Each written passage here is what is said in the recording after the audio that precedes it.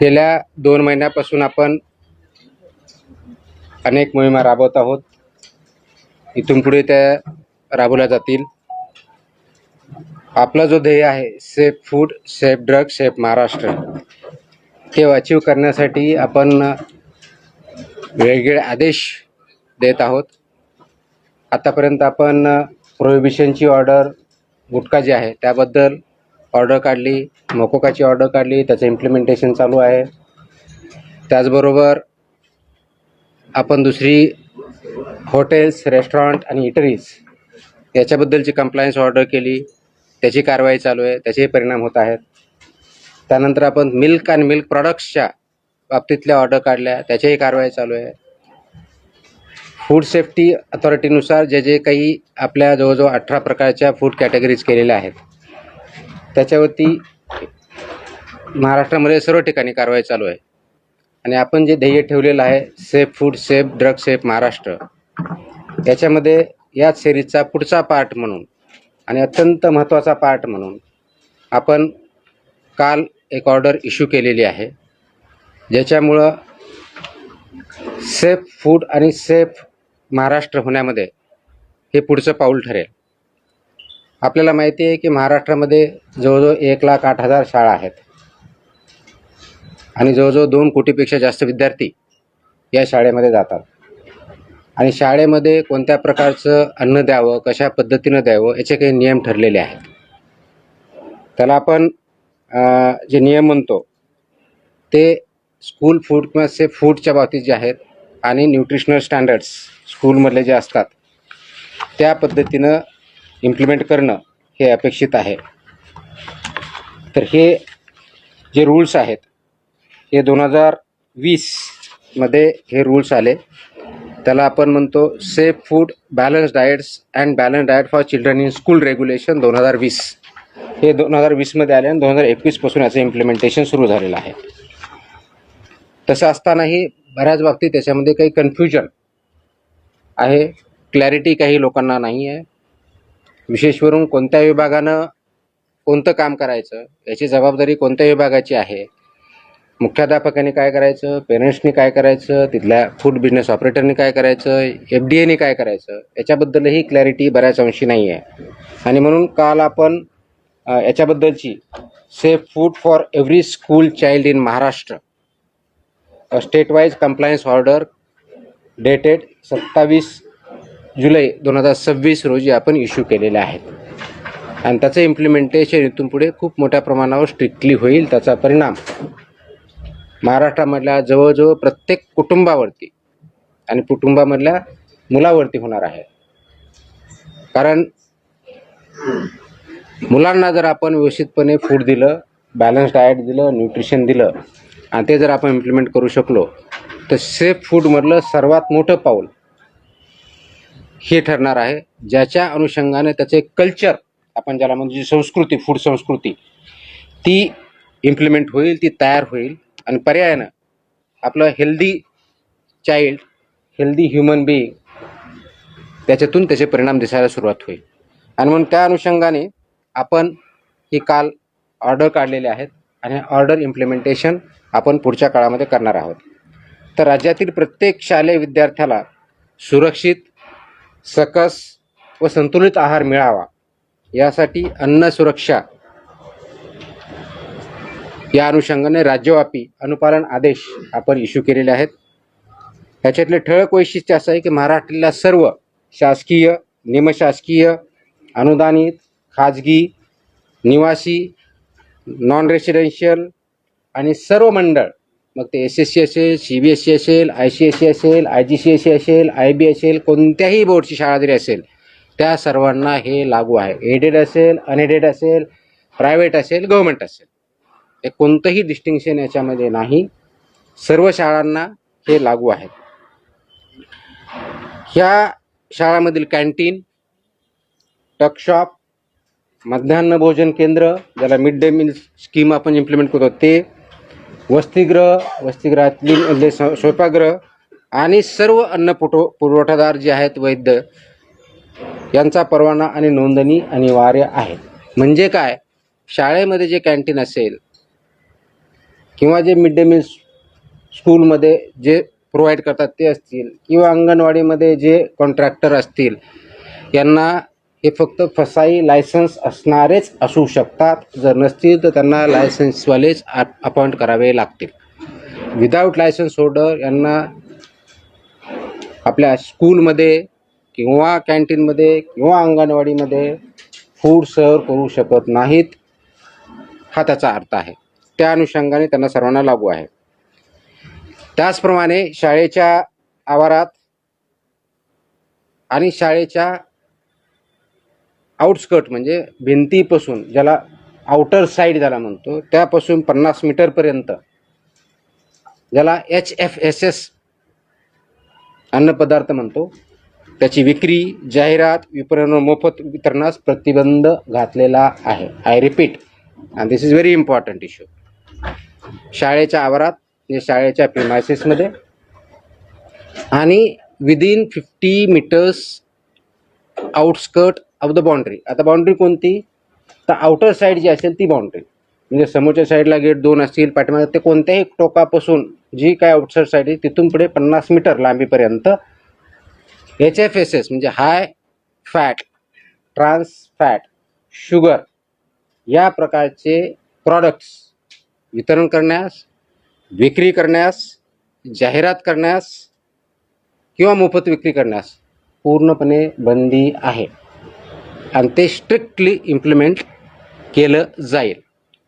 त्याच्यामुळं या बाबतीचं इम्प्लिमेंटेशन इथली लोकल अथॉरिटी, विशेष करून मुख्याध्यापकाचे, ज्याला शाळा प्रमुख असं म्हणतो, किंवा प्रिन्सिपल असेल तर प्रिन्सिपल, कारण हे आदेश 12वी इयत्ता 12वीपर्यंतच्या शाळेची डेफिनेशन 12वीपर्यंत आहे आणि हे लागू होतं 22 महिन्याच्या मुलाच्या पासून सुरू होतात. 22 महिन्याच्या मुलापर्यंत लागू नाही, तिथून पुढे म्हणजे अंगणवाडीमध्ये जे मुलं येतात तिथून पुढे चालू होतं. ते 12वीपर्यंतच्या मुलं इथपर्यंत हे आदेश लागू आहेत. हे हाय HFSS ज्याला फूड आयटम्स म्हणतो, high fat, trans fat, sugary जे प्रॉडक्ट आहेत ते तिथे विकता येत नाहीत, जाहिरात करता येत नाहीत, वितरण करता येत नाही किंवा फ्रीमध्ये वाटपही करता येत नाही. आणि म्हणून त्याचं इम्प्लिमेंटेशन लोकल लेवलला प्रिन्सिपल, त्यांची स्कूल आणि ती स्कूलमधली जी कमिटी असते त्यांनी करायचं आहे. जास्त मीठ, साखर, संतृप्त चरबी व ट्रान्सफॅट असलेल्या अन्नपदार्थ शालेय परिसरात मज्जाव केलेला आहे. हे ऑर्डरमध्ये आहे. मज्जाव केला मीन्स प्रिव्हेंट केलेला आहे. Ice cream, chocolate, everything. So it comes in that. These are all products of that. So school. I'll answer the questions. I'll answer the questions later on. Let me finish first, then we'll answer the questions. शक्यतोवर विद्यार्थ्यांना इथं जे food द्यायचंय ते wholesome food असावं हे अपेक्षित आहे. फ्रूट्स असावेत हे अपेक्षित आहे. भाज्या, कडधान्य, संपूर्ण धान्य, दूध व स्थानिक पौष्टिक पदार्थ उपलब्ध करून देण्यावर भर असावा हे ॲडवायझरी आहे. त्याचबरोबर प्रत्येक शाळेत हे पिण्यायोग्य पाणी, स्वच्छता, अन्न साठवणूक, तापमान नियंत्रण, कीड नियंत्रण आणि कचरा व्यवस्थापनाची काटेकोर अंमलबजावणी जिथं फूड सर्व केलं जातं किंवा प्रिपेअर केलं जातं त्याची इम्प्लिमेंटेशन होणं अपेक्षित आहे. हे करत असताना प्रत्येक शाळेमध्ये एक फूड सेफ्टी डिस्प्ले बोर्ड असणं अपेक्षित आहे. आता फूड सेफ्टी डिस्प्ले बोर्डवरती काय, तुमचा व्हेंडर कोण आहे, त्याचं लायसन्स काय आहे, कोणत्या प्रकारचं फूड तिथं दिलं जातं, त्याच्या काय व्हॅल्यूज आहेत हे लिहिणं अपेक्षित आहे. त्याचबरोबर फूड सेफ्टी सुपरवायझर हेही नॉमिनेट करायचं आहे. त्यांनी हे बघायचं आहे की हे फूड सेफ्टीचे नॉर्म त्या ठिकाणी पाळले जातात. हेल्थ अँड वेलनेस अँबॅसेडरसुद्धा ते अपॉइंट करणं अपेक्षित आहे over a period of time, की त्या शाळेमधून कोणी विद्यार्थी असू शकेल, शिक्षक असू असेल, जो कोणी असेल त्यांनी तो अपॉइंट करायचा आहे किंवा नोडल अधिकारी नियुक्त करणं हे पुढच्या काळामध्ये आपण बंधनकारक करत आहोत, ते आवश्यकता आहे. जेणेकरून हा आपला सेफ फूडच्या बाबतीतला, न्यूट्रिशनल फूडच्या बाबतीतला, बॅलन्स डाएटच्या बाबतीतला अवेअरनेस आणि सेन्सिटायझेशन विद्यार्थ्यामध्ये, शिक्षकामध्ये, शाळेमध्ये आणि पेरेंट्समध्ये केला जाईल हे त्याच्यातून अपेक्षित आहे. प्रत्येक शाळेची वर्षातून किमान 2 वेळा अन्न सुरक्षा तपासणी आम्ही करणार आहोत, किमान 2 वेळेस, आणि किमान एक अन्न नमुना संकलन करून त्याची तपासणी करणार आहोत. तर ह्या ऑर्डर आम्ही ऑलरेडी आमच्या विभागाला दिलेल्या आहेत आणि त्याचं इम्प्लिमेंटेशन आपण करणार आहोत. नियमभंग करणाऱ्या ज्या शाळा आहेत, कॅन्टीन आहेत, पुरवठादार आहेत किंवा विक्रेता असतील त्यांच्या विरुद्ध ज्या प्रमाणात ऑफेन्स असेल सुधारणा नोटीस देण्यात येतील, परवानाच्याबद्दलची कारवाई करण्यात येतील, सस्पेन्शनची करता येईल, फूड जे आहे त्याच्याबद्दल जप्ती कारवाई केली जाईल आणि आवश्यकता वाटल्यास दंड किंवा प्रॉसिक्युशन सुद्धा करण्यात येईल. यामध्ये इम्प्लिमेंटेशन में सर्वात महत्त्वाचा रोल जो आहे तो शालेय शिक्षण विभागाचा, स्कूल एज्युकेशन डिपार्टमेंटचा आहे. शिक्षण मंडळ जे आहेत आपले जे बोर्ड असतात त्यांचा आहे. लोकल बॉडीज म्हणजे जिल्हा परिषदेच्या शाळा असेल तर लोकल बॉडी किंवा कॉर्पोरेशन असेल तर म्युनिसिपल कॉर्पोरेशन किंवा काउन्सिल असेल तर काउन्सिल यांचा पण महत्त्वाचा रोल आहे. अन्न सुरक्षा अधिकारी आपले ज्या विभागाचे आहेत, फूड सेफ्टी ऑफिसर्स त्या एरियाचे आणि जिल्ह्याचे असिस्टंट कमिशनर जे आहेत त्यांचा महत्त्वाचा रोल आहे. स्कूल मॅनेजमेंट कमिटी जे आहे त्यांचा आहे. पालक आणि विद्यार्थी हे सगळे याच्यामध्ये स्टेक होल्डर्स आहे. या सर्वांचा सक्रिय सहभाग आणि पालन करणं बंधनकारक आहे. प्रत्येक शाळेला ईट राईट स्कूल हे कॅम्पेन बंधनकारक आहे. हे ईट राईट स्कूल कॅम्पेन गेल्या अनेक वर्षापासून आपण राबवतो, पण ते इफेक्टिव्ह राबवणं गरजेचं आहे. त्याच्यामुळे ईट राईट स्कूल आपण जर करू शकलो तर ईट राईट जे आहे घरीसुद्धा जाईल आणि ते कल्चर बनेल हे त्याच्यातून अपेक्षित आहे. म्हणून त्यामध्ये शालेय कॅन्टीनला आरोग्यवाच्या आहाराचे आदर्श केंद्र कसं तयार करता येईल या दृष्टीचा आमचा प्रयत्न असणार आहे. सुरक्षित आरोग्य, निरोगी बालपण, सक्षम महाराष्ट्र या दृष्टिकोनातून आपण हे संकल्प करत आहोत आणि त्या दृष्टिकोनातून ही राज्यव्यापी मोहीम आपण मिशन मोडमध्ये आपण काम करत आहोत. हे करण्यासाठी आवश्यक त्या मग ते PM पोषण असेल, त्याचबरोबर तुमच्या मिड डे मील स्कूल असेल, पूर्ण फिट बिझनेस ऑपरेटर्स असतील, यामध्ये 22 वर्षानंतरच्या सर्व काही ठिकाणी आपण पाळणाघर म्हणतो ते पण असू शकतील, डे केअर असतील. हे आपण पाळणाघर आणि डे केअर सेंटर जे 22 महिन्यांच्या मुलापर्यंत जे असतात ते याच्यातून वगळलेले आहेत. परंतु शाळामध्ये जे आपल्याला फूड द्यायचं ते नॅशनल NIN ज्याला म्हणतात राष्ट्रीय पोषण संस्था, इन्स्टिट्यूशन ऑफ न्यूट्रिशन NIN यांनी काही त्याचे मार्गदर्शक तत्व दिले ते त्यांनी पालन करायचे आहेत. हे मार्गदर्शक तत्व मध्ये काय सांगितलं आहे तर होलसम फूड द्यायचं आहे, व्हेजिटेबल्स द्यायचे आहेत, फ्रूट्स द्यायचे आहेत, प्रोटीन आणि प्रोटीन रिलेटेड फूड किंवा मिल्क अँड मिल्क प्रॉडक्ट जे आहेत ते द्यायचे आहेत आणि HFSS जे प्रॉडक्ट्स आहेत ते अवॉइड करायचे, ते प्रिव्हेंट करायचे हे अपेक्षित आहे. हे करत असताना शाळा व्यवस्थापन हे अन्न सुरक्षिततेसाठी प्राथमिक जबाबदार असणार आहे. त्याच्यामधलं प्रिन्सिपल आणि स्कूल मॅनेजमेंट याची प्रायमरी रिस्पॉन्सिबिलिटी ही असणार आहे आणि त्यांना जिथं जिथं आवश्यकता लागणार आहे, मदत लागणार आहे, आमचा विभाग आपण करणार. म्हणजे school education department, school management, school education department आणि त्याबरोबर जी एन्फोर्समेंटच्या दृष्टीनं लायसन्सची असेल किंवा याच्या बाबतीतले असेल ते FDA food and drug administration याच्याबद्दल मदत आपण करणार आहोत. शेड्यूल 4चे जे निकष आहेत ते आपण पाठीमागच्या ज्या ऑर्डर जर बघितल्या त्याच्यामध्ये शेड्यूल 4 म्हणजे फूड कसं प्रिपेअर करायचं, त्याच्या कोणते स्टँडर्ड्स असावेत, कोणते रेग्युलेशन इम्प्लिमेंट, ते सर्व रेग्युलेशन्स इथं लागू होतात. त्या दृष्टिकोनातून ते सर्व स्वच्छता निकष असतील, ट्रेन मॅनपॉवर किंवा फूड हँडलर्स असतील, हेल्थ अँड वेलनेस अँबॅसेडर असेल किंवा नोडल ऑफिसर असेल, हे सर्व तिथं अपॉइंट केले जातील. त्याचबरोबर प्रवेशद्वारावर त्याच्यावरती चेतावणी दिली जाईल. त्याच्यावरती लिहिलेलं असेल की HFSS चे प्रॉडक्ट इथं विक्री करण्यास किंवा ॲडव्हर्टाईज करण्यास किंवा फ्री विकण्यास किंवा तिथं वाटप करण्यास मनाई आहे. हे त्यांच्या गेटवरतीच किंवा दरवाजावरती ठळक अक्षरामध्ये बोर्ड लिहिला जाईल. सो दॅट ही एक वॉर्निंग सर्वांना असेल. त्याचबरोबर पेरेंट्स यांनासुद्धा त्याच्यामधून अवेअरनेस तयार होईल आणि हेल्दी फूड आपल्या मुलांमध्ये जाईल हे अपेक्षित आहे. त्याचबरोबर फूड सेफ्टी डिस्प्ले बोर्ड हा प्रॉमिनंट प्लेसला असेल आणि फूड सेफ्टी सुपरवायझर याची सुद्धा पूर्तता करणं हे बंधनकारक असेल. आणि आता मी सांगितलं त्याप्रमाणे 50 मीटरच्या परिघामध्ये HFSS चे कोणतेही प्रॉडक्ट विकले जाणार नाहीत किंवा ॲडव्हर्टाईज केले जाणार नाही आहे. प्रॉडक्टची नावं सांगतो येतो सगळं येतं. ही करत असताना याच्यामध्ये आपण eat right school, eat right campus, school nutrition policy, त्याच्यामधले food safety and standard rule 2011 चा सबनियम 2.4 नुसार पूर्ण पार पाडले जाईल अशा दृष्टीचे आपण बघितलेले आहेत. सेफ फूड स्कूल बरोबर प्रत्येक विद्या हेल्दी चाइल्ड बनेल अशा दृष्टीने आपण काम करत आहोत. हे करण्याच्या दृष्टिकोनातून गेल्या 1-1.5 महिन्यामध्ये आपण या वर्षाच्या अकॅडमिक इयर्समध्ये राज्यव्यापी एक आपण ऑलरेडी अभियान चालवलेलं आहे, ज्याच्यामध्ये 42 ठिकाणी जनजागृती किंवा अवेअरनेस कॅम्पेन आपण घेतलेले आहेत. कार्यशाळा आपण घेतलेल्या आहेत शिक्षकांच्या, ज्याच्यामध्ये त्यांना ट्रेनिंग दिलेलं आहे. आपल्या डिस्ट्रिक्ट लेवलला जे असिस्टंट कमिशनर आहेत फूडचे, त्यांनी त्या ठिकाणी जाऊन ट्रेनिंग दिलेलं आहे. त्याच्या माध्यमातून जवळजवळ 3,567 शाळांमधील 4,919 शिक्षकांना अन्न सुरक्षा व संतुलित आहाराबद्दल प्रशिक्षण आणि संवेदनशील आपण केलेलं आहे. ज्या शिक्षण विभागामार्फत शिक्षकांना ट्रेनिंग दिल्या जातात, डाएट ज्याला म्हणतो, डिस्ट्रिक्ट लेवलला जे डाएट त्यांचं इन्स्टिट्यूट असतं त्याच्यामध्ये ट्रेनिंग जातं, त्या ठिकाणी आपले अधिकारी जातात आणि याच्यावरती एक मॉड्यूल किंवा 1-1.5 तास त्यांच्याबद्दल ट्रेनिंग घेतात आणि आवश्यकतेप्रमाणे सुद्धा आपले अधिकारी जाऊन तिथं अवेअरनेस क्रिएट करत असतात. तर ह्या सर्व आपण गोष्टी करण्यापाठीमागचा उद्देशच हा आहे की गेल्या काही काळामध्ये याच्यामध्ये पाहिजे तेवढं लक्ष आपण देऊ शकलेलो नव्हतो. आता आपण त्याच्यावरती फोकस करत आहोत आणि याचा कंप्लायन्स रिपोर्ट मंथली बेसिसवरती विभागाला असणार आहे. तर ह्या विभागामध्ये ज्या स्कूल एज्युकेशन डिपार्टमेंटमध्ये महाराष्ट्रामधला एक थोडक्यात आपल्याला डेटा आणि एनरोलमेंट माहिती देतो की इयत्ता 1ली ते 12वीमध्ये जवळजवळ 2,02,85,525 विद्यार्थी इनरोल्ड आहेत. यांच्यापर्यंत आपण याच्या माध्यमातून पोहोचतोय. याच्यामधला जर प्रायमरी स्टँडर्ड 4थीपर्यंत बघितलं तर 67,36,000 स्टुडंट आहेत. अप्पर प्रायमरी 72,63,000 5वी ते 8वीमधले आहेत. सेकंडरीमधले 26,44,000 असे टोटल 2,02,00,000 आहेत.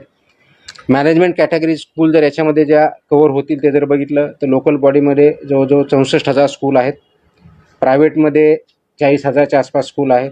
ट्रायबल डेव्हलपमेंटच्या 1,444 स्कूल्स आहेत. सोशल वेलफेअरच्या 1,068 आहेत. दिव्यांगच्या वेलफेअरच्या डिपार्टमेंट DEPWD ज्याला म्हणतो, department of empowerment of persons with disabilities, यांच्याकडच्या ज्या काही संस्था काही चालवतात याच्यामध्ये 180च्या आसपास आहेत. मद्रासास 50 आहे, सेंट्रल गव्हर्नमेंटच्या 25 आहे, स्टेट गव्हर्नमेंटच्या 19 आणि अननोन नॉट क्लासिफाईड 164 अशा आपल्या स्कूल एज्युकेशन डिपार्टमेंटमध्ये 1,08,157 एवढ्या स्कूल जो डेटा वेबसाईटवर स्कूल एज्युकेशन डिपार्टमेंट त्याच्यामध्ये आहेत त्या कव्हर होतील. डिव्हिजन वाईज आपल्याकडे सर्व डेटा आहे. त्याच्यानुसार आपण जे ट्रेनिंग दिलेलं आहे तर कार्यशाळा वर्कशॉप जे आपण घेतलेले 42 घेतले आहेत आतापर्यंत, त्याच्यामध्ये 3,567 शाळा कव्हर झालेल्या आहेत आणि शिक्षक त्याच्यामध्ये 4,919 शिक्षक आतापर्यंत केलेलं आहे आणि हे काम कंटिन्युअसली चालू राहणार आहे. हे याच्यामधला एक सर्वात महत्त्वाचा जो इश्यू आहे तो आपल्याला ॲड्रेस जो करायचा आहे तर तो मॅन्डेटरी कंप्लायन्स असं सांगितलं आहे मी की dietary guidelines for Indians manual जे NINने बनवलं आहे त्यानुसार हे डायटरी गाईडलाईन्स इम्प्लिमेंट स्कूलमध्ये करायचे आहेत बॅलन्स डाएटसाठी. दुसरा जो आहे तो menu shall ensure adequate macronutrients and micronutrients. ह्या मेन्यूमध्ये मॅक्रोन्यूट्रियंट्स कोणते म्हणजे कार्बोहायड्रेट्स आले, प्रोटीन्स आले, फॅट्स इन अप्रोप्रिएट प्रोपोर्शन आल्या आणि मायक्रोन्यूट्रियंट्समध्ये व्हायटमिन्स आले, आयर्न, कॅल्शियम आणि आयोडीन आणि फोरेट ह्या सगळ्या गोष्टी आल्या. हे इन्श्युअर करायचं आहे. फूड प्रॉक्युअर जे होतं किंवा सर्व्हिस होतं त्याच्यामध्ये हे इन्श्युअर करायचं आहे की त्याच्यामध्ये डायटरीनुसार आवश्यकनुसार फायबर आहे आणि कॅलरीज आणि प्रोटीन आहेत. कॅन्टीन्स आणि हॉस्टेल आणि किचन हे जे आहे ते प्रोॲक्टिव्हली त्याच्यामध्ये fruits, vegetables, whole grains, pulses, dairy products हे प्रमाण वाढवायचं आहे. HFSS जे फूड आहे ते ॲब्सोल्युटली तिथं सर्व करायचं नाही, सोल्ड करायचं नाही आहे, डिस्प्ले करायचं नाही आहे किंवा फ्रीमध्ये करायचं नाही आहे. याच्यामध्ये स्कूल ऑथॉरिटीची रिस्पॉन्सिबिलिटी जी आहे ती जे FBO असेल किंवा स्वतः चालवते ते रजिस्टर्ड पाहिजे, FSSAI लायसन्स पाहिजे, नंबर 1. नंबर 2, हे जे आपलं शेड्यूल 4 आहे रेग्युलेशनमधलं FSSAIमधलं ते इम्प्लिमेंट करायचं आहे. 2011चे रेग्युलेशन पूर्णपणे इम्प्लिमेंट करायचे आहेत.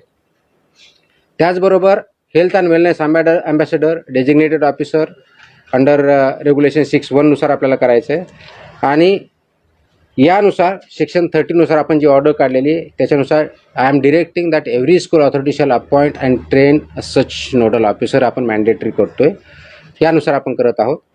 त्याचबरोबर जी responsibility of the school education department आहे ती अशी आहे की सर्व स्कूलमधलं FBO रजिस्टर आहे हे बघायचं आहे.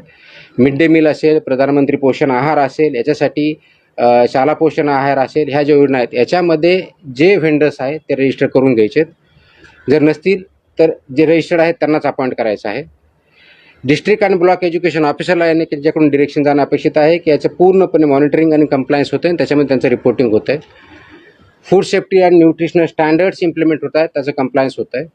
आणि स्कूल एज्युकेशन डिपार्टमेंटनी इन कोऑर्डिनेशन विथ FDA बरोबर याचं इम्प्लिमेंटेशन होतं आहे. आणि तिथं काय टेक्निकल सपोर्ट लागत असेल किंवा एन्फोर्समेंट सपोर्ट लागत असेल तो FDA मार्फत दिला जाणार आहे. बोर्डनी काय करायचं आहे, तर बोर्डनी त्यांच्या ज्या गाईडलाईन्स आहेत त्याच्यामध्ये हे स्कूल फूड रेग्युलेशन्स हे मॅन्डेटरी करायचे आहेत, over a period of time comply करायचे आहेत. Annual food safety compliance certificate हे फूड बोर्डने करायचं आहे. त्यांचे जे ॲफिलिएटेड स्कूल आहे त्यांना कंपल्सरी करायचं आहे, जे डॉक्युमेंटेशन ठेवायचं आहे. आणि ऑन रेफरन्स फूड सेफ्टी कमिशनरला याच्यानुसार कंप्लायन्स करायचा आहे. ज्या स्कूल नॉन कंप्लायंट आहे त्यांच्यावरती ह्या बोर्डने कारवाई करायची आहे. शोकॉज नोटिसेस आवश्यक तिथे द्यायच्या आहेत. आणि जर ते केलं नाही तर त्यांचं अफिलिएशन काढून घेण्याची सुद्धा कारवाई बोर्ड करू शकतं. या दृष्टीने त्यांनी गाईडलाईन्स काढायच्या आहेत. फूड सेफ्टी ऑफिसरची जबाबदारी काय आहे, तर मॅन्डेटरी इन्स्पेक्शन आपले जे आहे त्या शाळेचे वर्षातून कमीत कमी 2 म्हणजे प्रत्येक 6 महिन्याला 1 कमीत कमी, त्याच्यापेक्षा जास्तही करू शकतात, त्याप्रमाणे करायचे आहेत. कव्हरिंग त्याच्यामध्ये काय काय बघायचं, लायसन्सिंग आहे का किंवा रजिस्ट्रेशन आहे का, शेड्यूल फूड्सनुसार हायजीन आणि मॅन्युफॅक्चरिंग आणि सर्विंग ऑफ फूड होतं आहे का, फूड सेफ्टी डिस्प्ले बोर्ड होत आहेत का, appointment of health and wellness ambassador किंवा अंडरला ऑपरेशन केलं आहे का, absence of HFSS food products आहे की नाही हे बघायचं आहे. आणि विदिन प्रिमायसेस जे आहे रेग्युलेशन 3.5 नुसार कंप्लायन्स होतो की नाही हे बघायचं आहे. त्याचबरोबर collecting of food samples random basis होती, त्याचं चेकिंग ते स्टँडर्डप्रमाणे आहे का नॉन स्टँडर्डप्रमाणे हे चेक करायचं आहे. इनिशिएटिंग लायसन्सच्या आणि रेग्युलेशनच्या प्रोसिडिंग जर जिथं आवश्यक आहे त्याप्रमाणे कारवाई करणं अपेक्षित आहे. इन्फोर्समेंट ऑफ 50 मीटर झोन तो इन्फोर्समेंट करण्यासाठी मदत करायची आणि त्यांनी ॲक्शन घ्यायच्यात. School food safety inspection report हा असिस्टंट कमिशनरला 6 महिन्यातून कंपल्सरी द्यायचा आहे किंवा ज्यावेळेस सांगितलं जाईल त्यावेळेस कंपल्सरी द्यायचा आहे. आणि conducting sensitisation sessions at school level, block level, district level हे त्यांनी करायचं आहे. असिस्टंट कमिशनर आणि जॉईंट कमिशनर त्या डिस्ट्रिक्टच्या झोनच्या आहे त्यांनी हे इम्प्लिमेंटेशन होतं आहे, जिथं कंप्लायन्स होत नाही त्याप्रमाणे इंटरव्ह्यू करणं, कोऑर्डिनेशन विथ स्कूल एज्युकेशन डिपार्टमेंटवर करणं, फूड बिझनेस ऑपरेटरला गाईड करणं, ह्या सर्व गोष्टी यांनी करायच्या आहेत.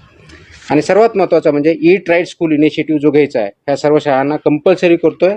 आणि ईट राईट इनिशिएटिव्हच्या माध्यमातून हे स्टँडर्ड्स आपल्याला तोपर्यंत पोचवायचे आहेत.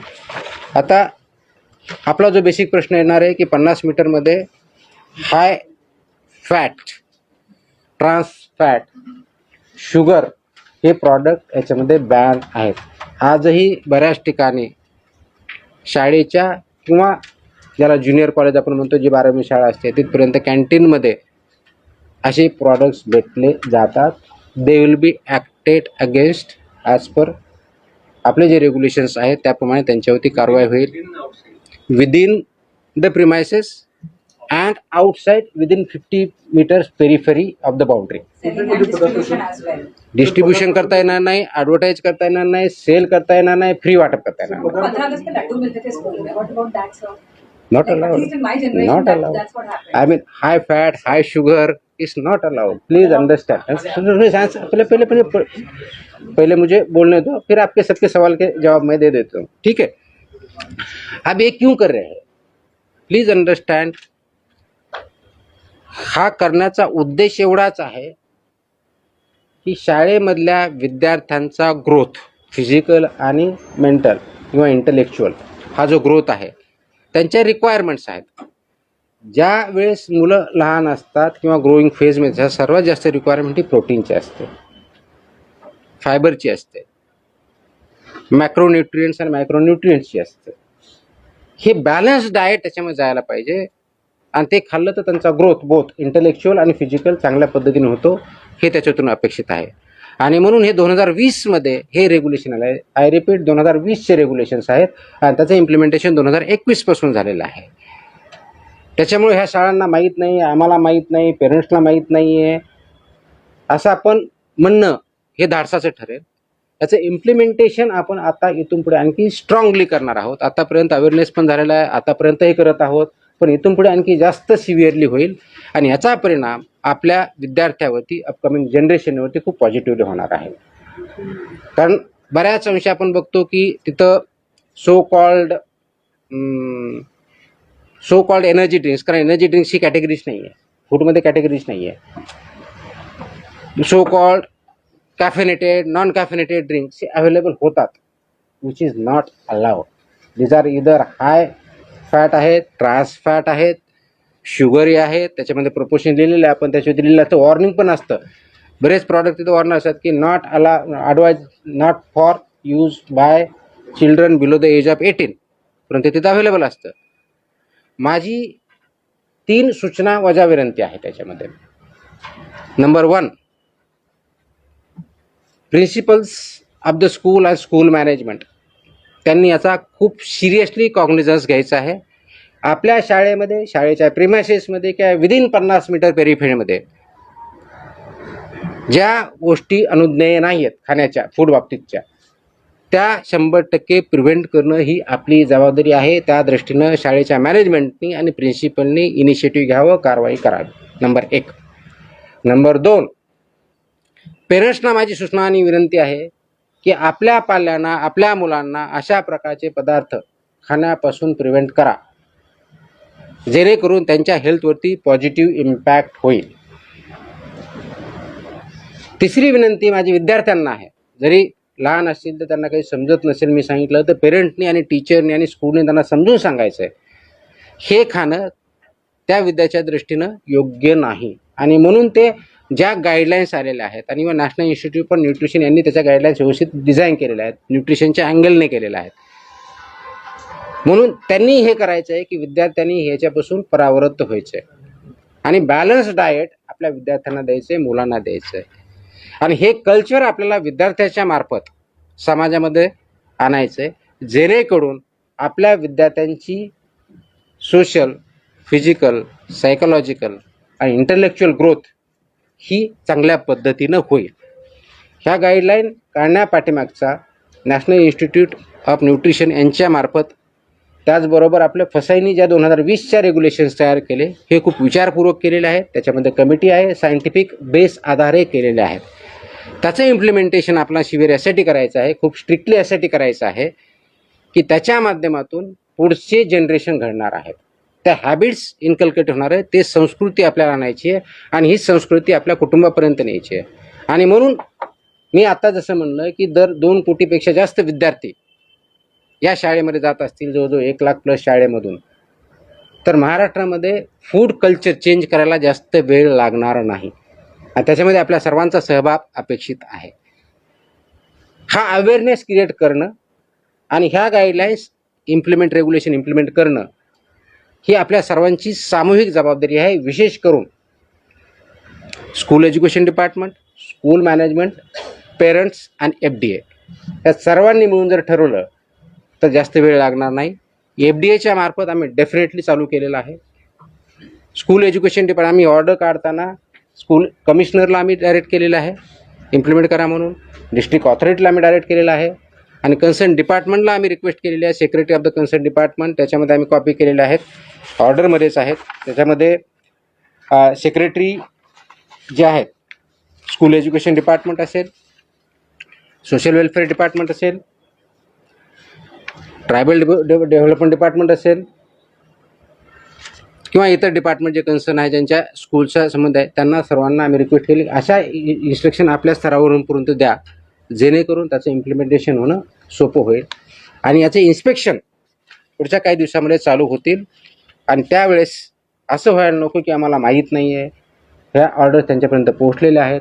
जिथं ज्यांना आपल्याला ट्रेनिंगची आवश्यकता वाटते त्या लेवलला डिस्ट्रिक्ट लेवलच्या ऑफिसरनी, डिस्ट्रिक्ट एज्युकेशन ऑफिसरनी, त्या शाळांची किंवा तालुका लेवलला आवश्यक त्या ठिकाणी ब्लॉक एज्युकेशन ऑफिसरनी आमच्या ऑफिसरबरोबरच्या मदतीनं असे वर्कशॉप घ्यावेत. त्याच्यामध्ये आम्ही गायडन्स करू. इम्प्लिमेंटेशन करण्याची जबाबदारी स्कूल मॅनेजमेंटची आहे आणि स्कूल एज्युकेशन डिपार्टमेंटची आहे.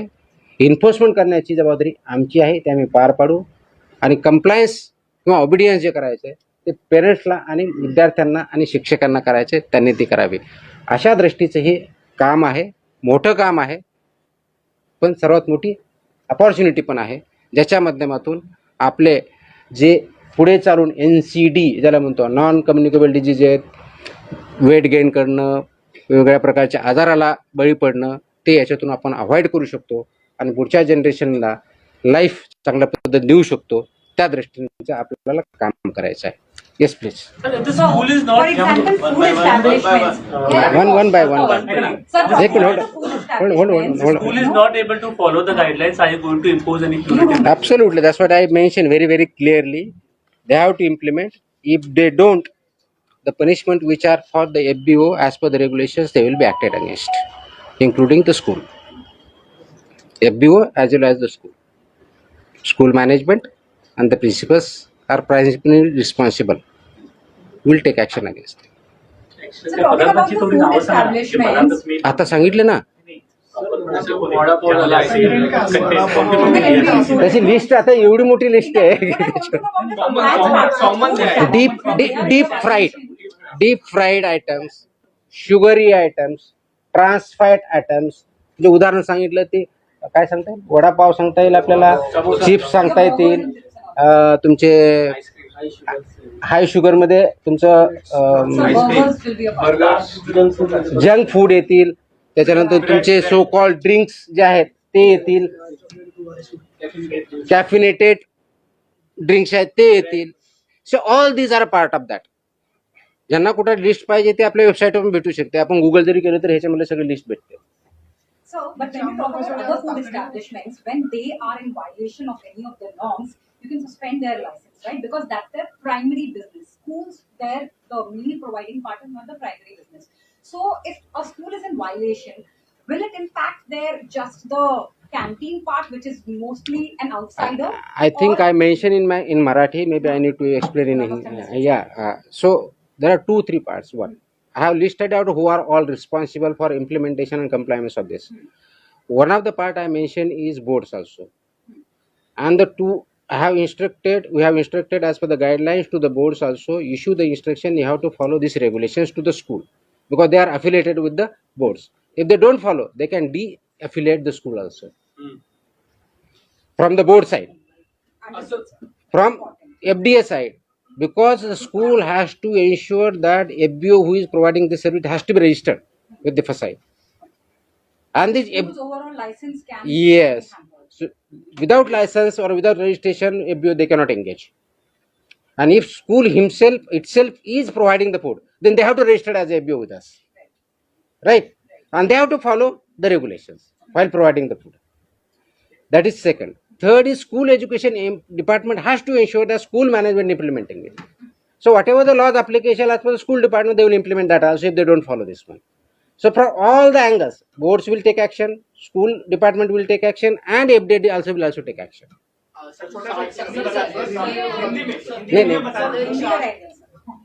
लास्ट में क्वेश्चन आंसर होने दो, फिर बाद में बता. सर शाळेचा मुद्दा आहे. खरं तर शाळेत काही म्हणजे मराठी शाळेत असेल किंवा इंग्रजी शाळेत असेल, ज्या प्रायव्हेटच्या खालच्या शाळा असेल, सण असेल किंवा वाढदिवस असेल किंवा शाळेचा वर्धापन दिन असेल, त्या दिवशी शाळेकडूनच काही गोष्टी दिल्या जातात. So that's what I'm saying. It's not allowed. आणि वाढदिवसाला It is not allowed. Answer त्याच्या योग्यच अलाउड नाही आहे, नाही द्यायचं. So after suspending the license, within how many days the restaurant or any this is school authority, after how many days they can open it after suspending the license? Unless it is revoked, they cannot operate. How many days it takes? Like It depends on their compliance. in the It depends on their compliance. the example of Pasi Dairy. No, you are going to somewhere else. First, let us focus on this. I know where it is coming from. Let us focus on this. Let us not divert the topic. Mr. Munde, how many days are given to the schools to follow these guidelines? Like right from your We have given days since 2021. now also like fraudulent food has been given. Like So that's what I said. We will strictly implement henceforward. Already we have told the education department. We have already trained. We have already taken participated in training and workshop of the teachers and the schools. Wherever required, we will do that also. For the first time, we have done this way. So adding to Hold on. I'm answering. I'm saying. Let me reply. Don't be impatient. Let me reply. So it is an ongoing process right from the 21. This regulation came into existence, implementation 21. What we are doing this now, we are issuing this separate order right now, compliance order, which are not issued, which is not necessarily that way because those are in existence and implemented. We are telling everybody, every stakeholder, implement it, will enforce it strictly and will take action. So if you want to say, is it being implemented from today? Yes. If you ask me when was it started in 21. So the timeline is already gone. So we are trying to ensure it is there, and the purpose is the larger objective is healthier student. That is the whole issue. Sir urban मध्ये जे आहे urban मध्ये whatever you are saying might be implemented, okay, but तुमचं department जे department आहे जे food provide करतं शाळांमध्ये We don't provide food. No दुसरं डिपार्टमेंट बोलतोय ते प्रोव्हाइड करतं, म्हणजे अशा पण शाळा आहेत ज्या शाळांमध्ये ज्या तुम्ही आता डायटरीच्या गोष्टी केल्या, व्हेजिटेबल हे सगळं आलं पाहिजे, अशा पण शाळा आहेत जिथे फक्त डाळ आणि पाणी मिळतं फ्रॉम द डिपार्टमेंट. तर त्याच्यासोबत food department I think it's very generalized statement. त्याचा मेनू पण ठरलेला आहे. मिड डे स्कूलमध्ये काय द्यायचं दिवसाचा मेनू सुद्धा ठरलेला आहे, आणि त्याच्यामध्ये ह्या guideline by and large follow केल्या जातात. ऑफकोर्स त्याच्यामध्ये काही इश्यू असू शकतील, ते ज्यावेळेस आपण इम्प्लिमेंट करायला जाऊ त्याच वेळेस कळेल ना. So rather than looking at it की तिथं नाही असं नाही आहे, कारण याच्यामध्ये ज्यावेळेस मिड डे मील स्कूलमध्ये दिलं जातं, पीएम पोषण आहारमध्ये दिलं जातं, अंगणवाडीत दिलं जातं, ह्या गाईडलाईन त्याच्यामध्ये आहेत. अशा काही वेगळ्या गाईडलाईन नाहीत त्या. डाळ इज अ प्रोटीन, राईट. खिचडीमध्ये त्या गोष्टी असतात. So it is taken care of. जिथं होत नसेल त्यांना इम्प्रूव्ह करावं लागेल. जिथं होत नसेल they have to improve and they have to abide by. So it is not as if की फक्त अर्बन रुरल असं काही नाही आहे. It is for every school. That's what I say. It has for every school irrespective of rural, urban, board, aided, unaided, government, non government, every school is covered in that. Education department के साथ FDA एक साथ आके ये कार्रवाई करेगी, क्योंकि आपने जिस तरीके से जिक्र किया कि principals, parents all are involve in this process. So क्या एक कमेटी फॉर्म होगी, किस तरीके से एक्शन लिया जाएगा, क्योंकि कमिटी ऑलरेडी स्कूल पे लेवल पे है ही है. The issue is about implementation. Many times what happened what I अगर आप ये बोलोगे कि इशू क्लैरिटी ऑफ रोल के हिसाब से नहीं था. एज पर रूल्स है, लेकिन among people, among stakeholder there was no clarity. तो क्लैरिटी हमने लाई है ये ऑर्डर से कि primary role of implementation of this regulation lies विद the school management. Primary role. And then other stake holders का स्कूल एजुकेशन डिपार्टमेंट आता है, बोर्ड आता है, एफडी आता है, पेरेंट्स आते हैं. सो ऑल दिस अदर स्टेक होल्डर्स सबको करना है, बट प्राइमरी रिस्पॉन्सिबिलिटी लाइज विद स्कूल मैनेजमेंट. एक साथ दो सवाल जुड़े होंगे. अगर आप आसान तरीके से एक मिनट होल्ड ऑन. अगर आप आसान तरीके से कंज्यूमर्स को समझा दें कि एचएफएसएस प्रोडक्ट्स कौन-कौन से हैं एग्जांपल्स के साथ. और दूसरा, बॉम्बे हाई कोर्ट ने आज एफडीए को ये कहा है कि हम भारत में रहते हैं, भारत में रियलिस्टिक तरीकों से चीजें की जाएं. ओके, क्या ये पॉसिबल है जो आप अभी नॉर्म्स? ये भारत का ही लॉ है, भारत में इम्प्लीमेंट कर रहे हैं. So there is nothing to link both this two things. आसान तरीके से हाई फैट जो प्रोडक्ट है, डीप फ्राइड है, शुगरी है, जहाँ ज़्यादा मैदा होता है, जो जंक फूड जिसको हम बोलते हैं, all this is not allowed within 50 meters periphery of the schools. It's as simple as this. It's as simple as this. Sir थोड़ा सा हिंदी में ना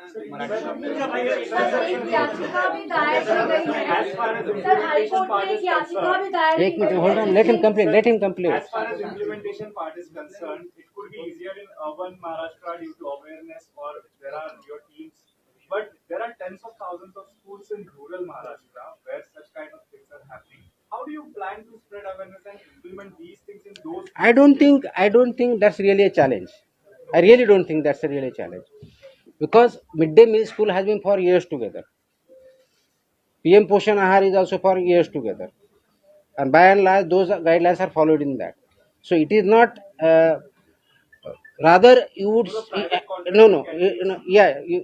rather it goes other way around. Trans fatty food is much more available in urban settings than in rural settings. It goes other way around. So it's not as if it is very difficult in urban rural. It has challenges both in urban के अलग है, rural के अलग है. So we cannot say that it is challenging in one, easier in other. Different kind of challenges would be there. But then, even if challenge is there, there is an opportunity for us, and we need to do that in the larger interest of the health of the children. That's why this law is passed. And the law is passed, regulations are made by due process, consultation and scientific evidence. So it's not something that aaj hua hai. There has been a process for it, and the government came to conclusion, and that's why these regulations were made, and that's why we need to implement it. You were saying something. Sir मेरा सवाल ये था कि हाई court में एक पहले ये खत्म कर दो, उसके बाद आपके क्वेश्चन आएंगे कि लेटेस्ट पन्नास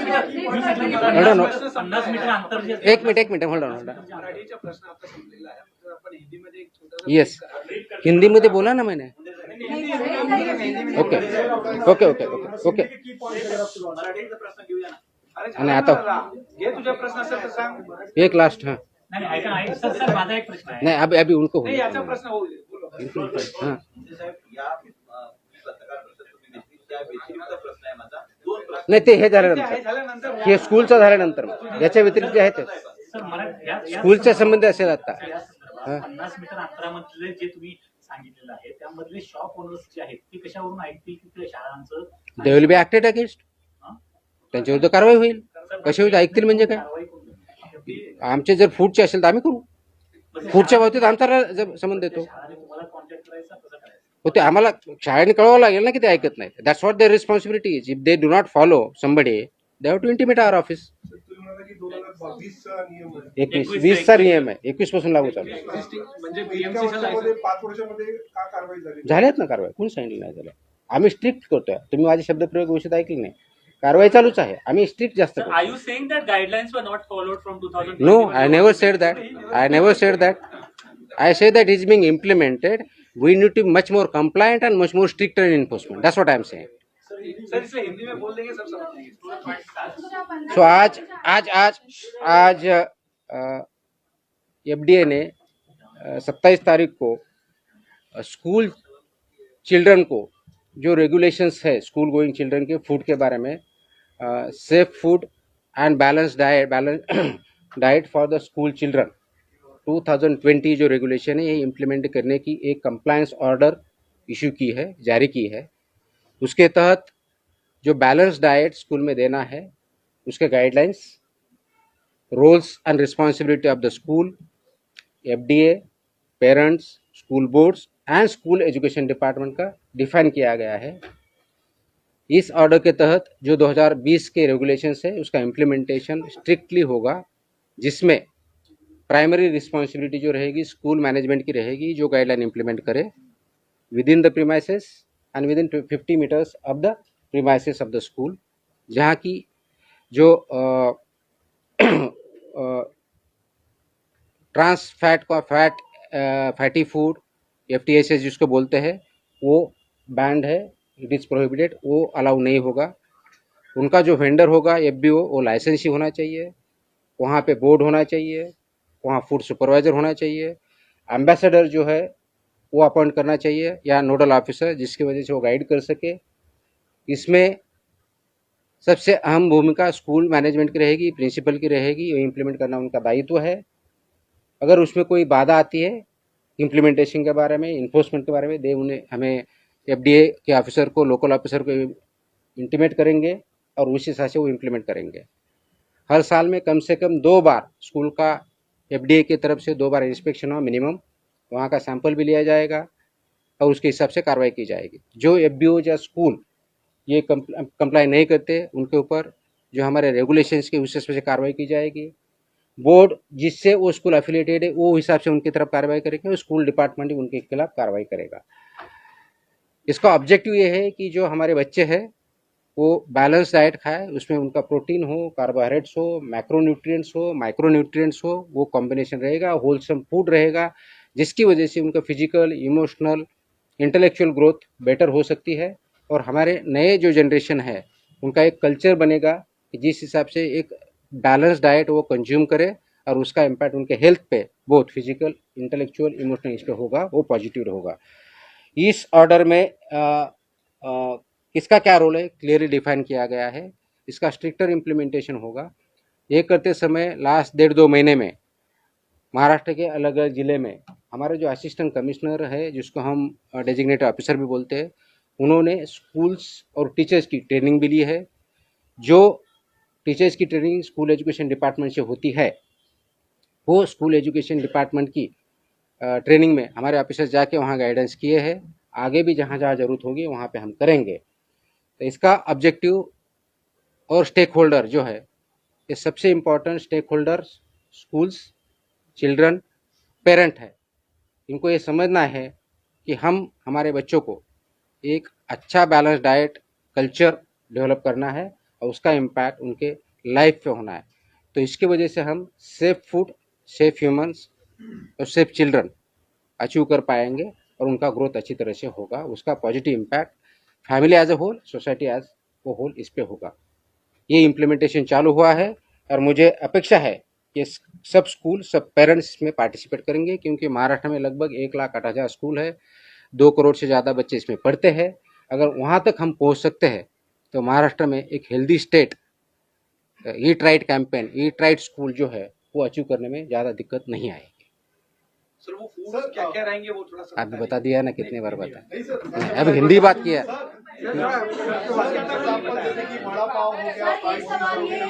जो शांति शांति, थोड़ी शांति रखिए। इतना इतना गड़बड़ करोगे तो कैसे होगा।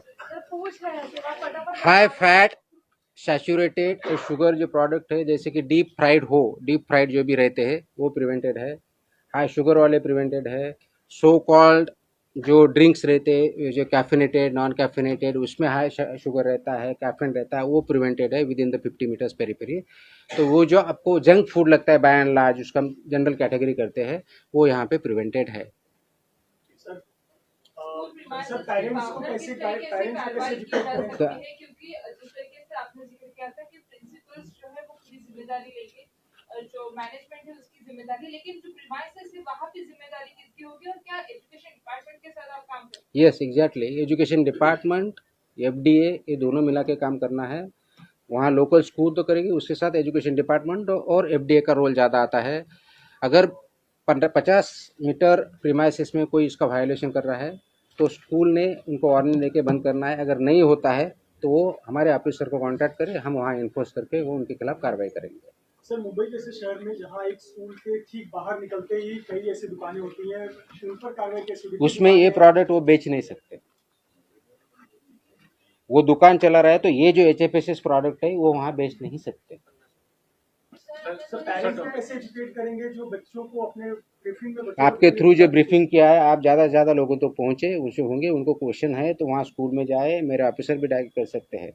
ऐसा नहीं है कि पेरेंट को पता नहीं है, कम ज़्यादा पता हो सकता है, बट बाय एंड लार्ज सबको पता है। बस ये इम्प्लीमेंटेशन का कंप्लायंस का इशू है, इस हिसाब से इस पे ध्यान दे रहे हैं। सर बच्चे को अपने बर्थडे में मेलोडी बहुत अभी नहीं बोला, बार बार कितनी बार पूछूं। सर ये समारोह में 2020 और 21 का ऑलरेडी स्कूलों में इम्प्लीमेंटेशन है, लेकिन अभी आप इसको लेकर काफी ज्यादा सख्त कर रहे हैं।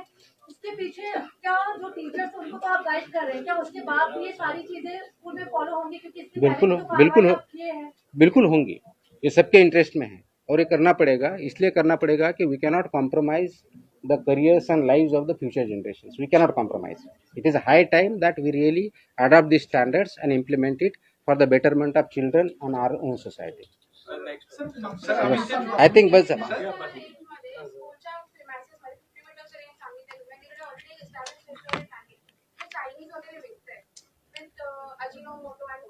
Not allowed. आम्ही कारवाई करणार। HFSS कुणी तिथं सेल करत असेल तर आम्ही कारवाई करणार। हो गया हाँ सर कुछ और मुद्दे हैं सर अभी हो गया हाँ संबंधित माझा प्रश्न नाहीये, बोला दोन प्रश्न आहेत। बोला मी मागच्या काळामध्ये ज्या पत्रकार परिषदा घेतल्या होत्या, डेअरीविषयी कारवाई करताना तुमचा विभाग दिसत होता। पहिला प्रश्न असा आहे की गोवर्धन आणि सोनई डेअरीच्या संदर्भात तपासणी झाली होती, कारवाई झाली होती, नेमकं त्यातून सत्य काय समोर आलंय आणि वर्धा मॅटरमध्ये नेमकं काय प्रकार? गोवर्धन आणि दुसरी कोणती सोनई याच्यामधलं इन्व्हेस्टिगेशन अजूनही चालू आहे। त्याच्यामध्ये जे अडल्टरेशन केलेलं मिल्क आहे त्याचे लिंकेजेस आम्हाला त्या डेअरीपर्यंत सापडलेल्या होत्या, त्याच्यामध्ये काही त्या इस्टॅब्लिश झालेल्या आहेत। त्याच्यामधलं डॉक्युमेंटेशन आम्ही व्हेरिफिकेशन केलेलं आहे, त्याच्यामध्ये काही फाइंडिंग आलेल्या आहेत। त्याच्यानंतर त्याच्यामधून दुसऱ्या कुणाकडून दूध येतं तेथपर्यंत आम्ही पोहोचलेलो आहोत। त्याचं इन्व्हेस्टिगेशन अजून कंप्लीट व्हायचे दोन्ही याच्यामध्ये। सबस्टँडर्ड मिल्क ते घेत होते हे त्याच्यातून सिद्ध झालेलं आहे, त्याच्यानुसार त्यांना त्याप्रमाणे नोटीस दिलेली आहे। त्याचबरोबर जे आम्ही ज्यांच्यावरती FIR केले होते आणि ज्याच्यामध्ये 26 लोक त्याच्यामध्ये इन्व्हॉल्व होते त्याचे प्रॉडक्ट त्याच्यापर्यंत रीच झालेले ते पण त्याच्यात सिद्ध झालेलं आहे। पूर्ण कारवाई झाल्यानंतर त्याचा डिटेल रिपोर्ट प्रेसच्या माध्यमातून मी स्वतः देईल. बोरस भांडारच्या बाबतीत जी कारवाई झाली होती ती कोर्टाने एवढं म्हटलं होतं की याच्या अगोदर 4 वेळेस ऑलरेडी 2020 ते 2025च्या दरम्यान 4 वेळेस त्याचं इन्स्पेक्शन झालं होतं. त्याच्यामधले कंप्लायन्सेस झालेले नव्हते.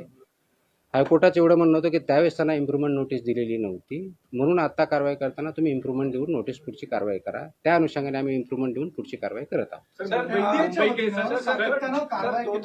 एक मिनिट सॉरी, असं म्हटलेलं आहे की एफडीएनं मंत्र्यांच्या आस्थापनांची तपासणी केलेली आहे का, हायकोर्टाचं कॅन्टीन चेक केलेलं आहे का, तसंच पुढच्या 2 दिवसांमध्ये सर्व तपासणी करून अहवाल सादर करायचा शुक्रवारी. ते ऑर्डर माझ्यापर्यंत आलेले नाहीत. मला हायकोर्टाने काय म्हटलेलं माहीत नाही. मंत्र्यांची आस्थापना मला कळलं नाही. त्यांच्या संबंधित रेस्टॉरंट्स वगैरे सगळेच होतात आपल्याकडे, असं कोणतं एक होतं आणि दुसरं होतं असं नाही. आपल्याकडे सगळ्या प्रकारच्या ज्या आस्थापना आहेत त्याच्यावरती कारवाई आपण करतो, तपासणी करतो. जस्ट फॉर युअर इन्फॉर्मेशन, आपण बऱ्याच वेळेस हायलाईट काय करतो की लायसन्स सस्पेंड झालेलं आहे. आम्ही इम्प्रूव्हमेंट नोटीस दिलेल्या आहेत त्या पण आम्ही प्रेसला देतो, त्याच्या जास्त हायलाईट होत नाही. आपल्याला फक्त सस्पेन्शन लायसन्स काही दिसतात. मी जवळजवळ महाराष्ट्रामध्ये गेल्या 2 महिन्यामध्ये हॉटेलच्या आणि रेस्टॉरंटच्या बाबतीत अराउंड 600+ इन्स्पेक्शन झालेले आहेत, व्हिजिट झाले आहेत, मोर दॅन 600. लायसन्स सस्पेंड केले झालेत अराउंड 60च्या आसपास. इम्प्रूव्हमेंट नोटीस जवळजवळ 250च्या आसपास यांना गेलेल्या आहेत. फक्त सस्पेन्शनची कारवाई होती हे जे म्हटलं जातं ते चुकीचं आहे. मी प्रेसमध्ये क्लिअरली देत असतो ते. आता आपण हायलाईट कशाला करता हा आपला भाग होतो, त्याच्यामुळे मी काही कमेंट करणार नाही. फक्त रेस्टॉरंट इथले होतात का नाही, अक्रॉस महाराष्ट्र होतात. नागपूरपासून, सोलापूरपासून, पुण्यापासून, बीडपासून सगळ्या ठिकाणी झालेले आहेत. राईट. नंबर 2 जो विचारला की वेगवेगळ्या ठिकाणी झाल्या का, वेगवेगळ्या ठिकाणी झालेल्या आहेत. इव्हन मंत्रालयाचे कॅन्टीनसुद्धा तपासलेली आहे. त्याच्यामुळं यालाच होते त्यालाच होते. क्लबवरतीही आपण केलेलं आहे, वडापाव सेंटरवरतीही आपण केलेलं आहे, स्वीट्सवरती पण केलेलं आहे, ग्रोसरीवरती पण आपण तपासण्या करतो, प्रोहिबिटेड आयटमवरतीही कारवाई करतो. सो जे मॅन्डेट आहे त्यानुसारच आपण कारवाई करतो. Discrimination, selection, pick and choose असा प्रकार आपल्याकडे होत नाही आणि त्याचप्रमाणे आपण कारवाई करत राहणार आहोत. सर एक सवाल है सर, कल सीसीआई, वेलिंगटन, एमआईजी ऐसे कई बड़े क्लब पर आपकी टीम गई थी, क्या कार्रवाई हुई है और क्या कुछ वहाँ तो कल प्रेस नोट दी ना डिटेल में. सर मीडिया इलेक्ट्रॉनिक से बोला जा रहा है कि एक कॉकरोच दिखा तो उसका फोटो निकाल के फिर लाइसेंस सस्पेंशन, इस तरह की कार्रवाई थोड़ी सी ऐसा नहीं होता है, ऐसा नहीं होता है, ऐसा नहीं होता है. आपको प्रेस डिटेल में दिया है, उसमें से फोटो वीडियो सब हमने दिए हैं. अगर किसी को लगता है कि ऐसा कर रहे हैं तो उसके फोटो देके, वीडियो देके, उसमें क्लियर है. वो कोई आर्टिफिशियल नहीं है, वो टाइम स्टैम्प्ड है, जियो टैग स्टैम्प्ड है, दूसरे कहीं के ये नहीं है. आपको आपने जो बताया पूछा कि ऑलमोस्ट कल 7 क्लब के इंस्पेक्शन हुए, उसमें से 5 क्लब पे सस्पेंशन हुआ. उसमें से सीसीआई एक है, दूसरा आरके जुहू जिमखाना है, तीसरा अपर्णा जुहू जिमखाना है, 14 MIG cricket club Bandra east है और 5वां विलिंगटन स्पोर्ट्स क्लब है. यहाँ पे उनका सस्पेंशन हुआ. उसके अलग अलग रीज़न है. बेसिकली जो रीजंस है तो शेड्यूल 4 का वायलेशन बेसिक बहुत बड़े पैमाने में पाया गया है. जब सस्पेंशन करते हैं, फोर्थ विथ सस्पेंशन, उसके कुछ रीज़न होते हैं. वो दायरे में आते तभी उनके ऊपर कार्रवाई होती है सस्पेंशन की. जहाँ दायरे में नहीं आता वहाँ इम्प्रूवमेंट नोटिस जाती है, कहीं पे स्टॉप बिजनेस दिया जाता है. अगर कुछ नहीं है तो उनको वार्निंग देके कुछ नहीं बोल के उनका चल रहा है तो उनको ठीक किया जाता है. तो ये मानना कि सेलेक्टिव किया जा रहा है छोटे छोटे चीज़ें के लिए, क्या रोडेंट्स आर नॉट अलाउड. आपको अगर वीडियो है आपके पास, कल हमने भी देखा है, उसमें दिखाया जाता है, आपको दिखा जाएगा कि क्या क्या पाया गया है, क्या क्या नहीं पाया गया है. हर एक का डिटेल आपको चाहिए. क्रिकेट क्लब ऑफ इंडिया का वेज नॉन वेज सेग्रीगेट नहीं था. Just to give an example, veg और नॉन वेज का जो प्रिपरेशन अलग होना चाहिए, स्टोरेज अलग नहीं था. अब इसको माइनर मानोगे? Not allowed. दूसरा जो वेस्टेज मैनेजमेंट है वो ठीक तरह से नहीं था, एज पर नॉर्म नहीं था. कॉकरोच मिले. जो कोल्ड स्टोरेज है वहाँ पर वाटर और वो स्टोर हुआ है, स्टैग्नेंट वाटर मिला है. यहाँ स्केलेटन्स ऑफ कॉकरोचेस भी मिले हैं. कॉकरोच मिले, स्केलेटन्स ऑफ कॉकरोचेस भी मिले हैं. देन जो किचन का प्लेटफॉर्म होता है उस पर नॉर्मल ब्रूम भी यूज किया है. उसके बाद जो बुरशी भाज्या ज्या आहेत, सब्जी, वो भी मिला है. मशरूम, एक्सपायर्ड फूड प्रोडक्ट्स, ये सब वहाँ मिले। अब इसको आप माइनर कैसे मानोगे, मुझे समझ में नहीं आता। ये तो स्टैंडर्ड है, डिसाइडेड है, रेगुलेटेड है। ये यहाँ की बात की। आपको दूसरे इसके क्लब की बात कर रहा हूँ, वहाँ पे आपको ये मिलेगा जो किचन है, जो नाम है उस हिसाब से नहीं है। सर क्लब के नाम के साथ बताइए तो थोड़ा सा। अरे आपके पास कर ही दिया है ना। नहीं, सर, आप क्या तो ये जो मैं RK जूही की बात कर रहा हूँ, जो किचन है, जो स्टैंडर्ड टाइल्स है वो नहीं है, individual cleanliness of food handlers है वो नहीं है, जो रॉ मटेरियल या रिसीट मटेरियल आता है उसका क्लीनिंग नहीं किया जाता था, जो ऑयल है उसका रिकॉर्ड नहीं है, कितने बार यूज किया है उसका रिकॉर्ड नहीं है, जो ऑयल्स है वो नॉट क्लीनेबल, वहाँ से कुछ गिर रहा है वो वहाँ पे मिला है, टेम्परेचर मैनेजमेंट जो है वो नहीं हो रहा है, टाइम टेबल वहाँ पे नहीं दिखा है, ड्रेनेज वहाँ का है वो ठीक नहीं है। यहाँ की बातें बताओ। अपर्णा जी ये देखा, ऑल मेरे इक्विपमेंट जो यूटेंसिल्स है उसको गंज आई हुई है, डोर से ऑल कॉकरोचेस वगैरह अंदर आ रहे हैं, वो पैक नहीं था। इंडिविजुअल क्लीनलीनेस के लिए वहाँ फैसिलिटी है ही नहीं है। पैकेजिंग जो फूड यूज कर रहे हैं उसको फूड ग्रेड मटेरियल नहीं यूज किया जा रहा है। जो फूड है उसमें सिजवलेले न सिजवलेले में जला cooked, uncooked, vegetable, non vegetable, इसका क्लासिफिकेशन नहीं है। फ्लाइज का इन्फेस्टेशन काफ़ी ज़्यादा है। सो ऑडिट नहीं है, ये इसके बारे में बता सकता हूँ। MIG क्लब अगर आप देखा जाए तो अनऑथराइज थर्ड पार्टी वहाँ पे प्रोवाइडर है। कोई नेबुला केटरिंग सर्विसेज बोल की एक संस्था है, उसका लाइसेंस ही नहीं है, उससे वो केटरिंग करवा रहे हैं। अनहाइजीनिक कंडीशन तो है ही, lot of infestation is there, live cockroaches were found, nets मिले हैं वहाँ पे, जो कॉकरोच है उसके नेट है वो मिले हैं। Raw food, cook food, veg, non food, ऐसा क्लासिफिकेशन जो चाहिए उसके बोर्ड चाहिए वहाँ नहीं मिले हैं। क्रॉस कंटेमिनेशन फूड का मिला है। वाटर एंड फूड का जो टेस्टिंग है उसका अकाउंटिंग नहीं है, उसका रिकॉर्ड नहीं है। स्ट्रक्चरल चेंजेस जिस हिसाब से स्ट्रक्चर होना चाहिए वह किचन का वो नहीं है।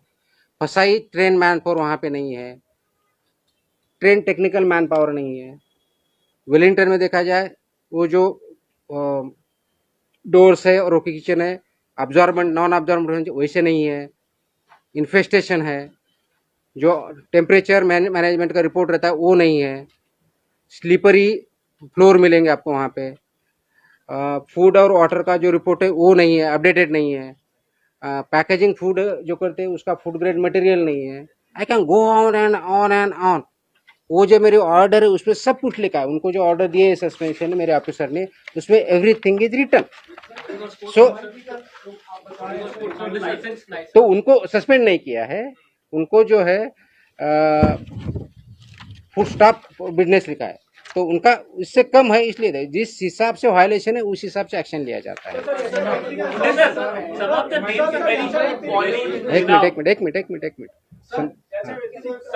एक मिनट हाँ।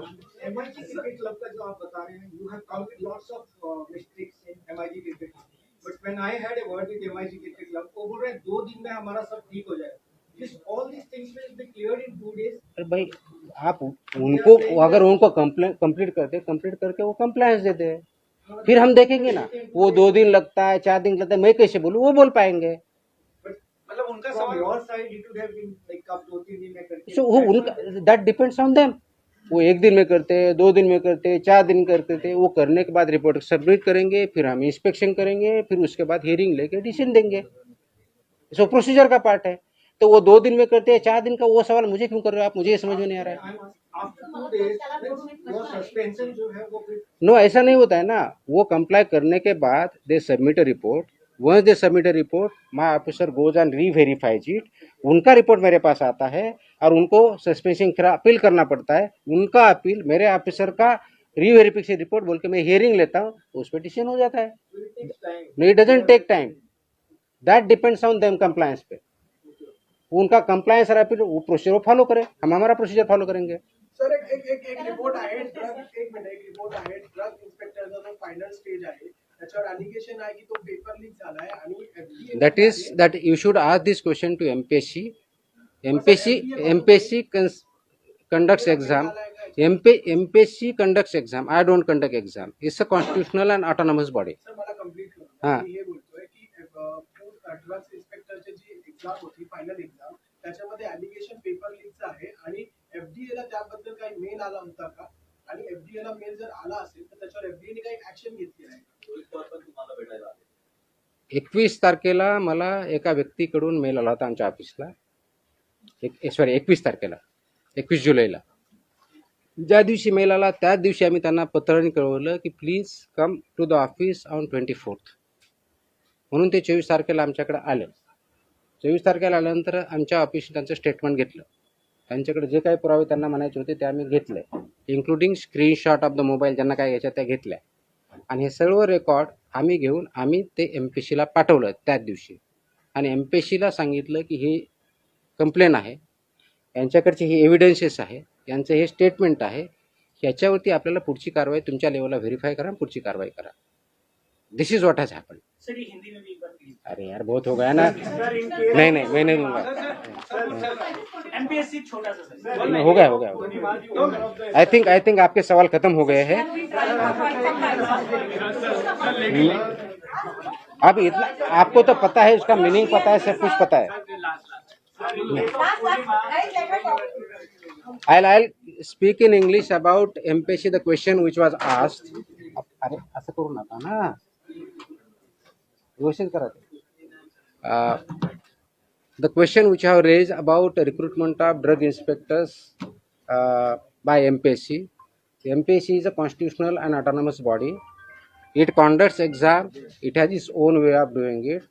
This question should be asked to MPSC. However, as you have asked the question, there was a mail which was received by the office on 21st of July regarding that there is some issue about drug inspector examination.